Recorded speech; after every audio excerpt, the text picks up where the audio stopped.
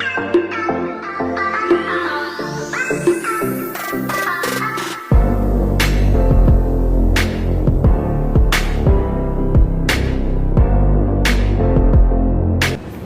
नमस्कार मित्रांनो, स्वागत आहे एका नवीन व्हिडिओमध्ये. आणि आज आपण जाणार आहोत स्टॅच्यू ऑफ युनिटीला. तर स्टॅच्यू ऑफ युनिटीसाठी तुमचा प्लॅन काय असणार आहे, कसं काय तुम्ही ट्रान्सपोर्ट करणार आहे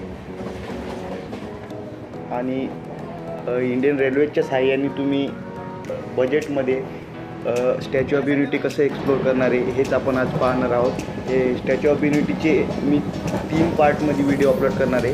हा त्यातलाच पहिला पार्ट आहे. व्हिडिओमध्ये आपण पाहणार आहोत की आपण स्टॅच्यू युनिटीला कसं पोहोचणार आहे.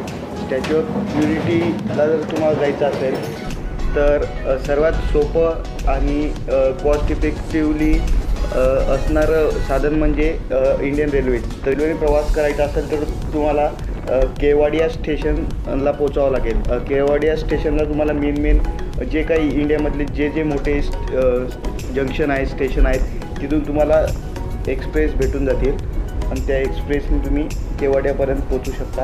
आणि त्या स्टेशनला पोचल्यानंतर तुम्हाला 2 ऑप्शन आहेत. एक स्टेशनच्या बाहेरच स्टॅच्यू ऑफ युनिटीच्या बसेस लागतात किंवा एक स्टॅच्यू ऑफ युनिटीचं बसचं स्टेशन आहे, ते 2 किलोमीटर अंतर आहे स्टेशनपासून, तिथे तुम्ही जाऊ शकता.